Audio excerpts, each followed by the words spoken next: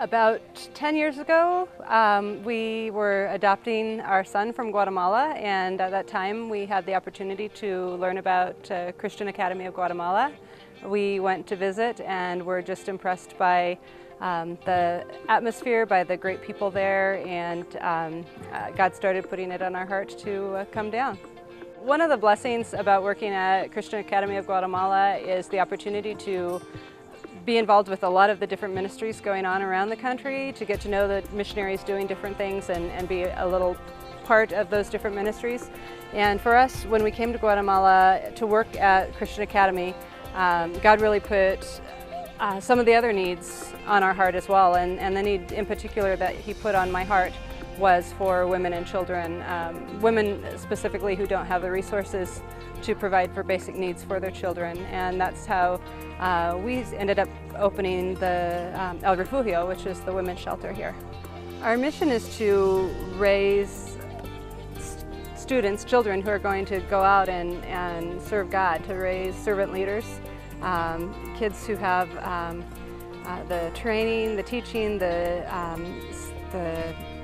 spiritual development, to be able to go out and do whatever God has called them to do. And because of their experience as a missionary kid in Guatemala, across cultures, it's just something that they're very comfortable with, the idea of going out into any corner of the world and sharing Christ. Well, first of all, we are raising future servant leaders who will eventually go out and share the gospel and serve Christ, but also while they're students at CAG, we do a lot of outreach with our students.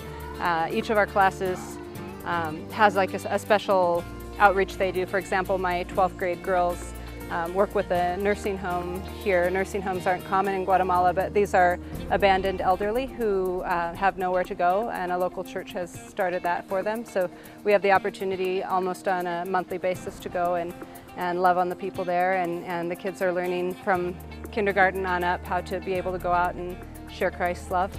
All of our students from 6th through 12th grade are part of a discipleship group, and it's an opportunity for us to get together on a weekly basis just with my 12th grade girls and share what God's doing, what we learned in chapel that week, to bond closer as a class, as a group, and then to do that outreach, to be able to go out and serve.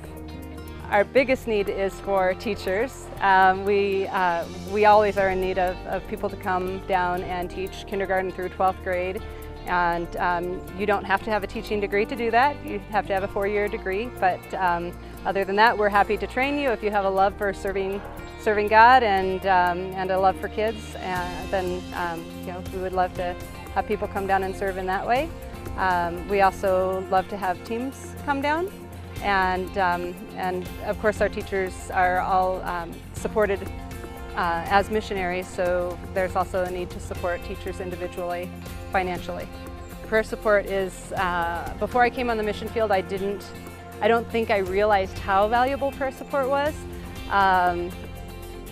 Getting here and knowing that we rely day to day on God's provision, I know now how important it is to have that prayer support, and it's such an encouragement to us to know that there are people praying for us, people who care about our ministry, people who care about sharing Christ, who are praying every day for what we're doing. It means a world of difference to us. I do what I do initially because this is what God called me to, and there's no better place to be than where God calls you. It's a blessing. That doesn't mean it's always easy, but it's a huge blessing to get to do what you really feel called to do. At Christian Academy of Guatemala, it's a blessing every single day to work with the great kids that we serve, and then the opportunity to be involved in other ministries like the one here at El Refugio is also great. This ministry, El Refugio, is a shelter for abused women and their children, and that is almost non-existent in Guatemala. There are only a couple of emergency shelters here, so we have a year-long program. Our goal is that women would have the opportunity to heal emotionally, physically, and spiritually, and be prepared to go out with their children and do well in life, be able to provide for their children, as well as give back to the communities that they go to. And a lot of our women do have a passion for that when they leave here, to be able to go and speak into the communities that they go to after this.